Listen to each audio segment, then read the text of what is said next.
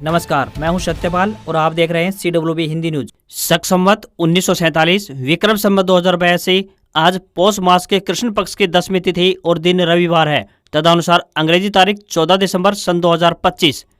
सबसे पहले आज की सुर्खियां। लाल डोरा और फिरनियों के भीतर की जमीन पर मिलेगा मालिकाना हक, बेचना और लोन लेना होगा अब आसान। 1121 व 1718 धान के भाव में आई तेजी, किसानों के चेहरों पर लौटी खुशियां। जानेंगे आज के ताजा मंडियों के प्रमुख भाव। 1 जनवरी से किसान रजिस्ट्री व 1 फरवरी से डिजिटल क्रॉप सर्वे होगा शुरू।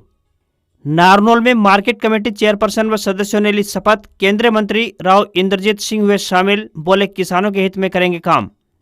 रेलूराम पुनिया हत्याकांड में दामाद रिहा, हिसार में पत्नी संग ससुर समेत 8 की थी हत्या।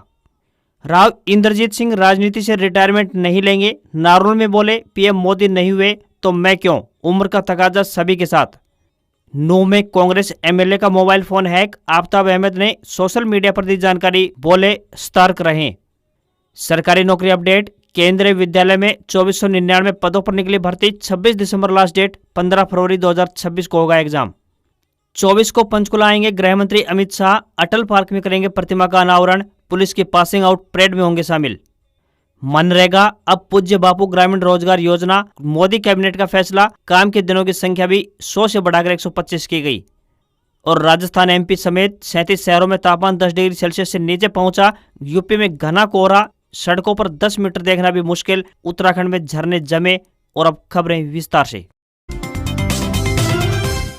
हरियाणा में पश्चिमी विक्षोभ के असर से कड़ाके की ठंड शुरू हो गई है। सुबह और देर शाम के समय ठंड का असर बढ़ गया है। राज्य के कई हिस्सों में न्यूनतम तापमान सामान्य से 2 डिग्री सेल्सियस नीचे चला गया है। रात्रि तापमान में गिरावट दर्ज की गई है। वहीं मैदानी इलाकों में ठंड का असर भी ज्यादा देखने को मिल रहा है। राज्य में सबसे कम न्यूनतम तापमान महेंद्रगढ़ जिले का रहा है, जो कि 5.8 डिग्री सेल्सियस रिकॉर्ड किया गया। यह राज्य का सबसे ठंडा स्थान भी रहा। इसके बाद भिवानी में 1 डिग्री की वृद्धि रही, जबकि रोहतक सिटी में 7.8 डिग्री तापमान रिकॉर्ड किया गया। मौसम विभाग के अनुसार आने वाले दिनों में येलो अलर्ट जारी किया गया है। खासकर उत्तरी और मध्य हरियाणा में कोहरे को लेकर चेतावनी जारी की गई है। कोहरे को चेतावनी को देखते हुए यात्रियों को सलाह दी गई है कि वाहन धीरे चलाएं और अनावश्यक यात्रा करने से भी बचें। अगले कुछ दिनों के लिए ठंड से बचने की सलाह दी गई है। पंचकुला, अंबाला, कुरुक्षेत्र, करनाल, सोनीपत और पानीपत में सुबह शाम के समय धुंध के कारण विजिबिलिटी में भारी कमी देखने को मिल सकती है। राज्य के उत्तरी और पश्चिमी जिले चरखी दादरी, भिवानी, रोहतक, हिसार में न्यूनतम तापमान सामान्य से नीचे रहने की संभावना जताई गई है।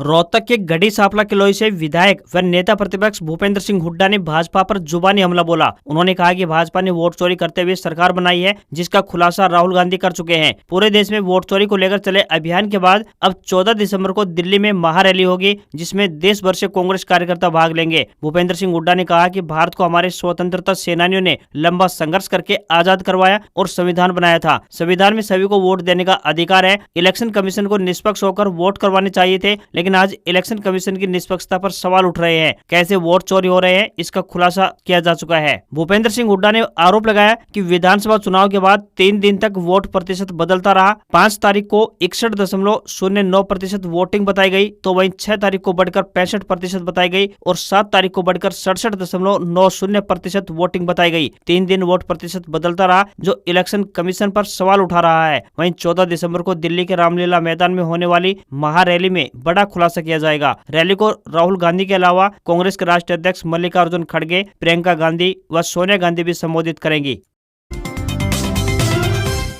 हरियाणा सरकार किसान केंद्रित डिजिटल पहल के तहत 1 जनवरी से किसान रजिस्ट्री व 1 फरवरी 2026 से डिजिटल क्रॉप सर्वे शुरू करने जा रही है। ये कदम राज्य के किसानों और उनकी फसलों का एकीकृत स्टिक और पारदर्शी डाटा आधार तैयार करने के लिए उठाया जा रहा है। ये अभियान देश के सबसे बड़े डिजिटल कृषि अभियानों में से शामिल होगा। राजस्व एवं आपदा प्रबंधन विभाग की वित्त आयुक्त डॉक्टर सुमिता मिश्रा ने इसे डाटा आधारित कृषि की दिशा में ऐतिहासिक कदम बताते हुए कहा कि डिजिटल कृषि अभियानों से न केवल फसल आकलन की सटीकता बढ़ेगी, बल्कि सरकारी योजनाओं तक समय पर और पारदर्शी पहुंच सुनिश्चित होगी। इससे किसानों को सीधा लाभ मिलेगा और हरियाणा कुशल, पारदर्शी और किसान केंद्रित शासन के लिए राष्ट्रीय मॉडल बनने की दिशा में आगे बढ़ेगा। हरियाणा में आमजन के लिए एक राहत भरी खबर सामने आई है। प्रदेश के लोगों को बहुत जल्द लाल डोरा और फिरनियों के अंदर की संपत्तियों का मालिकाना हक मिलने जा रहा है। राज्य सरकार की ओर से इन संपत्तियों का सर्वे कर निशानदेही का कार्य पूरा किया जा चुका है। मालिकाना हक मिलने के बाद लोग अपनी संपत्ति को अपने नाम करवाने के साथ ही उसे बेच भी सकेंगे और बैंक से लोन भी ले सकेंगे। प्रदेश सरकार के इस प्रयास से ग्रामीण क्षेत्रों के लगभग 25 लाख और शहरी क्षेत्रों के अंदर 5 लाख से ज्यादा आबादी को फायदा पहुंचेगा। हरियाणा सरकार 18 दिसंबर से शुरू हो रहे विधानसभा के शीतकालीन सत्र में इस संबंध में बिल पेश करेगी। मालिकाना हक न होने से लोग न तो अपनी जमीन बेच पा रहे थे और न ही लोन ले पा रहे थे। पूर्व मुख्यमंत्री मनोहर लाल खट्टर ने इस मुद्दे पर पहल करते हुए साल 2018 में इन संपत्तियों का सर्वे करवाने और राजस्व रिकॉर्ड बनाने के निर्देश जारी किए थे। ऐसे में अब जाकर यह कार्य पूरा हो गया है। इसके साथ ही इन संपत्तियों का रेवेन्यू रिकॉर्ड भी बनेगा।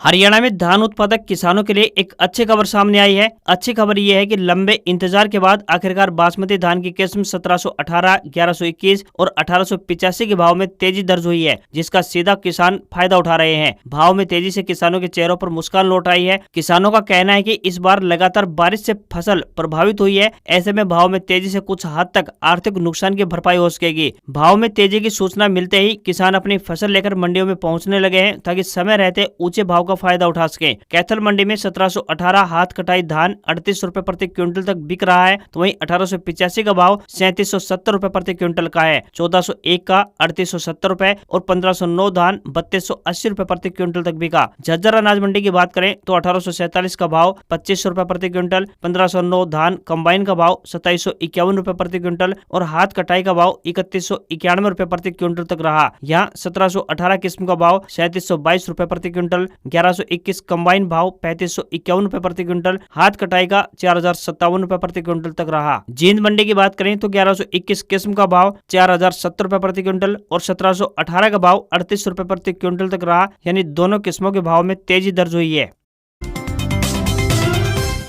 गोहाना मंडी में 1121 धान के भाव की बात करें तो हाथ कटाई का भाव 4085 रुपए प्रति क्विंटल, 1885 का भाव 3757 और 1718 हाथ कटाई का 38 रुपए प्रति क्विंटल का रहा। जुलाना मंडी में 1121 हाथ कटाई का भाव 4110 रुपए प्रति क्विंटल और 1718 का हाथ कटाई भाव 3875 रुपए प्रति क्विंटल तक चल रहा है। हांसी मंडी की बात करें तो यहाँ 1121 हाथ कटाई धान 4031 रुपए प्रति क्विंटल और 1718 हाथ कटाई 3771 रुपए प्रति क्विंटल तक बिका है। नारनौद अनाज मंडी में 1718 का भाव 38 रुपए प्रति क्विंटल तक रहा, 1885 का भाव 38 रुपए प्रति क्विंटल रहा और 1121 धान 4071 रुपए प्रति क्विंटल तक बिका है। बरवाला अनाज मंडी में 1121 हाथ कटाई 4051 रुपए प्रति क्विंटल तक, 1718 हाथ कटाई 3725 रुपए प्रति क्विंटल तक और 1885 का भाव 3781 रुपए प्रति क्विंटल तक बिका है।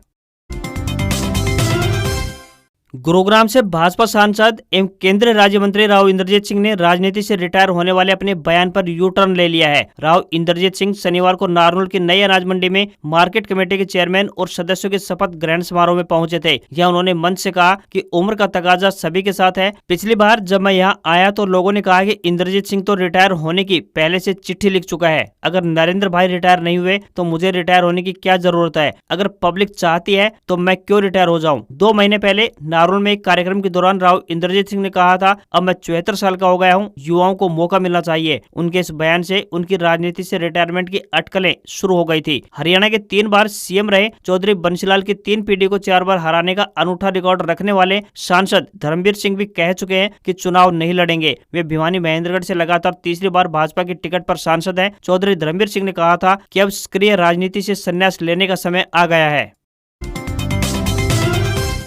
हादसे के एसपी अमित यशवर्धन को मदन हेड़ी के डॉक्टर संदीप चहल ने सफेदों के विधायक रामकुमार गौतम के खिलाफ शिकायत दी है। डॉक्टर चहल ने विधायक पर जाट समाज के खिलाफ सार्वजनिक मंच से अमर्यादित भाषा का प्रयोग करने का गंभीर आरोप लगाया है। शिकायत में कहा गया है कि 20 नवंबर को एक सार्वजनिक कार्यक्रम में विधायक रामकुमार ने डॉक्टर चहल, उनके परिवार और पूरे जाट समाज के प्रति अपमानजनक शब्दों का इस्तेमाल किया। डॉक्टर चहल के अनुसार किसी भी समाज के लिए कुत्ते जैसे शब्दों का प्रयोग करना असंवैधानिक है और इससे जाट समाज में गहरा रोष व्याप्त है। डॉक्टर चहल ने बताया कि उन्होंने यह वीडियो एक यूट्यूब चैनल पर देखा। उनका कहना है कि यह टिप्पणी किसी आम व्यक्ति द्वारा नहीं बल्कि एक निर्वाचित प्रतिनिधि द्वारा की गई है, जिससे उन्हें अत्यधिक पीड़ा हुई है। शिकायत में यह भी कहा गया है कि विधायक रामकुमार गौतम को सफीदो और नारनौद विधानसभा क्षेत्रों की 36 बिरादरियों ने मतदान कर विधानसभा भेजा है। ऐसे में एक जिम्मेदार प्रतिनिधि से समाज को जोड़ने और सम्मान देने की बात की अपेक्षा की जाती है, न कि अपमानित करने की। डॉक्टर संदीप चहल ने पुलिस प्रशासन से विधायक के खिलाफ संगीन धाराओं में मामला दर्ज कर उन्हें गिरफ्तार करने की मांग की है। उनका मानना है कि इससे समाज में शांति बनी रहेगी और भविष्य में ऐसी बयानबाजी पर अंकुश लगेगा। इसी विवाद को लेकर नारनौद की दादा देवराज धर्मशाला में खापों और सामाजिक संगठनों द्वारा एक महापंचायत का आयोजन भी किया जा रहा है। इस महापंचायत में विधायक रामकुमार गौतम के खिलाफ कोई बड़ा फैसला लिया जा सकता है। हरियाणा के बहुचर्चित पूर्व विधायक रेणुराम हत्याकांड के आरोपी दामाद संजीव की रिहाई हो गई है। शनिवार को यमुनानगर में व्यासपुर कोर्ट में परिवार ने 50,000 रुपए का बेल बॉन्ड भरा। संजीव 2018 में फरलो पर आकर फरार हो गया था। शाम 4 बजे संजीव की करनाल जेल से रिहाई हो गई। संजीव ने मीडिया से बातचीत करने से मना कर दिया। उसने कहा कि वह 3 दिन बाद प्रेस कॉन्फ्रेंस करेगा। बता दें कि संजीव करनाल जिला जेल के बैरक नंबर 17A में बंद था। करनाल जिला जेल के एसपी लखबीर सिंह ने बताया कि कोर्ट के आदेश पर संजीव को रिहा किया गया है। यहाँ पर एक गाड़ी आई थी जिसमें परिवार के 3-4 लोग थे। वे संजीव को लेकर गए हैं। सोनिया के संबंध में कोई आदेश अभी तक नहीं आए हैं। शुक्रवार को हिसार कोर्ट ने संजीव की रिहाई के आदेश दिए थे। बता दें कि 23 अगस्त साल 2001 में हिसार के लितानी गांव में फार्म हाउस में छोटी बेटी सोनिया के पति संजीव के साथ मिलकर प्रॉपर्टी के लालच में 50 वर्षीय पिता रेणुराम पुनिया, 41 वर्षीय उनकी पत्नी कृष्णा देवी, 14 वर्षीय बच्चे प्रियंका, 23 वर्षीय सुनील, 20 वर्षीय बहू शकुंतला, 4 वर्षीय पोता लोकेश और 2 पोतियों शिवानी जो कि 2 साल की थी तथा 45 दिन की प्रीति की हत्या कर दी गई थी। संजीव की एडवोकेट दीपमाला उर्फ महक ने कहा कि संजीव बहुत समय बाद बाहर आया है। सोनिया के बारे में उन्होंने बताया कि वे सोमवार या फिर मंगलवार को बाहर आ सकती है। उसकी प्रोसेस भी शुरू हो चुकी है। हरियाणा के हिसार के नारनौद स्थित खुशी एंड कॉलेज ऑफ नर्सिंग की छात्राओं ने महिला आयोग के चेयरपर्सन को आपबीती सुनाई। छात्राओं ने आरोप लगाया कि कॉलेज चेयरमैन रात में शराब पीकर कमरों में आ जाते हैं। शौचालयों की न तो छत है और न ही दरवाजों पर कुंडियां हैं। कॉलेज में पढ़ाने के लिए टीचर नहीं है। नारनौद स्थित खुशी एंड कॉलेज ऑफ नर्सिंग की छात्राओं ने शुक्रवार को हरियाणा राज्य महिला आयोग की चेयरपर्सन रेणु भाटिया के सामने अपनी पीड़ा बयां की। भाटिया ने कॉलेज प्रबंधन और छात्राओं को अपनी अपनी बात रखने के लिए लघु सचिवालय स्थित सभागार में बुलाया था। करीब 2.5 घंटे तक चली सुनवाई के दौरान छात्राओं ने जो आरोप लगाए उन्हें सुनकर सभी हैरान रह गए। भाटिया ने इस मामले की अगली सुनवाई 10 दिनों में पंचकुला में कराने को कहा है। छात्राओं के आरोपों पर कॉलेज प्रबंधन पक्ष ने भी अपना जवाब दिया। भाटिया ने दोनों पक्षों को जवाब देने के लिए बराबर का मौका दिया। इस पर चेयरमैन जगदीश गोस्वामी ने कहा कि 25 साल से कॉलेज चला रहा हूँ। 5,000 रुपए प्रति माह में रहने के लिए हॉस्टल और 3 समय का खाना दे रहा हूँ। फीस बढ़ाने पर हड़ताल कर बेवजह विवाद खड़ा किया जा रहा है। रेणु भाटिया को कॉलेज की छात्राओं ने शिकायत की थी। इस पर संज्ञान लेते हुए उन्होंने वीरवार को कॉलेज का निरीक्षण किया। इस दौरान गंभीर अनियमितताएं भी सामने आई थी। उन्होंने शुक्रवार को छात्राओं को अपनी बात रखने के लिए लघु सचिवालय बुलाया। छात्राओं ने बताया कि कॉलेज व हॉस्टल संबंधी समस्याओं का समाधान नहीं करने पर उन्होंने हड़ताल की और अपनी बात प्रशासन के सामने रखने के लिए मीडिया का सहारा लिया। छात्राओं की बात सुनने के बाद चेयरमैन रेणु भाटिया ने कहा कि पंचकुला में होने वाली सुनवाई में तय किया जाएगा कि जो छात्राएं माइग्रेशन चाहती हैं उन्हें किस कॉलेज में ट्रांसफर किया जाए। हालांकि माइग्रेशन के लिए कॉलेज प्रबंधन तैयार नहीं दिखा। भाटिया ने कहा कि 10 दिन बाद पंचकुला में होने वाली सुनवाई तक कॉलेज में पुलिस की टीम मौजूद रहेगी।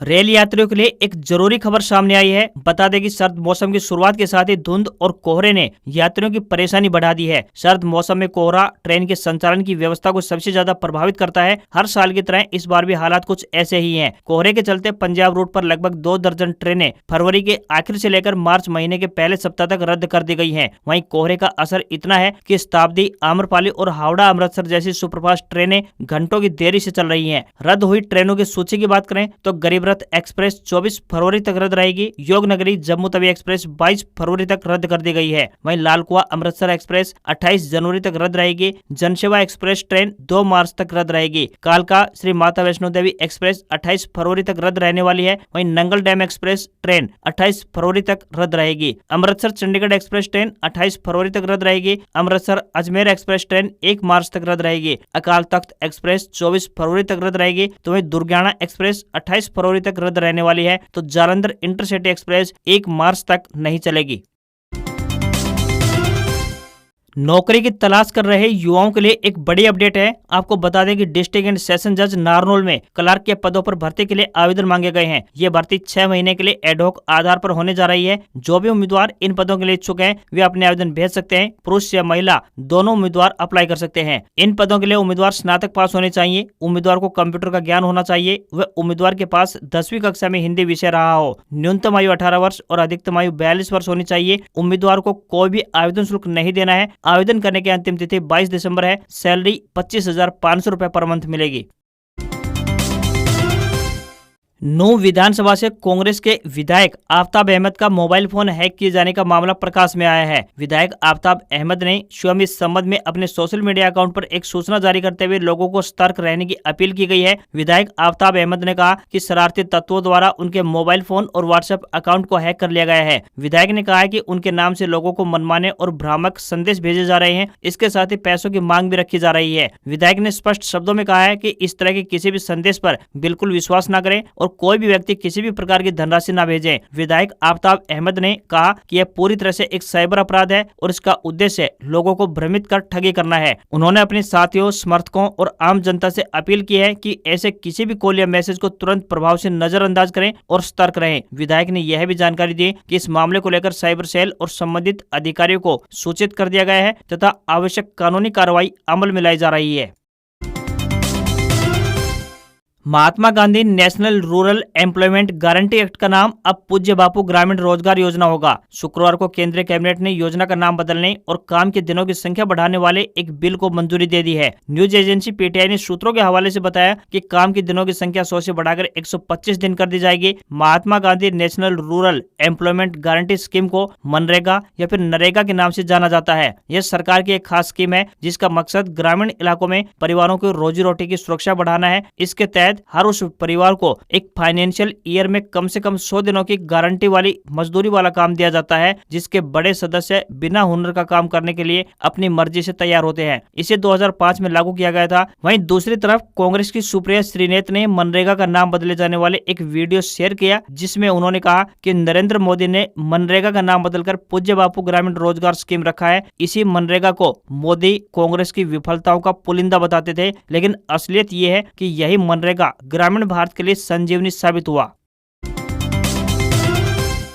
सोने चांदी की कीमतों में लगातार तीसरे हफ्ते तेजी देखने को मिल रही है। हालांकि इस हफ्ते चांदी में बड़ी बढ़त देखने को मिली। 5 दिसंबर को 1 किलोग्राम चांदी की कीमत 1,78,210 रुपए प्रति किलोग्राम थी, जो एक हफ्ते में 16,970 रुपए बढ़कर 1,95,180 रुपए प्रति किलोग्राम के स्तर पर पहुंच गई है। ये चांदी की अब तक की सबसे ऊंची कीमत भी है। इधर सोने में भी इस हफ्ते बड़ा उछाल देखने को मिला। पिछले हफ्ते के आखिरी कारोबारी दिन यानी 5 दिसंबर को 1,28,592 रुपए प्रति 10 ग्राम के स्तर पर था, जो शुक्रवार 12 दिसंबर तक 4,118 रुपए बढ़त के साथ 1,32,710 रुपए प्रति 10 ग्राम के स्तर पर पहुंच गया। यह सोने की अब तक की सबसे ऊंची कीमत भी है। इस साल अब तक सोने की कीमत 56,548 रुपए यानी 74.25% बढ़ चुकी है। वहीं चांदी का भाव भी इस दौरान 1,09,163 रुपए यानी 126.91% रुपए बढ़ चुका है। आज खबरों में बस इतना ही। देखते रहिए आपका अपना हरियाणा का सबसे बेहतरीन news channel CWB Hindi news. नमस्कार। इसी आशा के साथ आपका दिन शुभ रहे।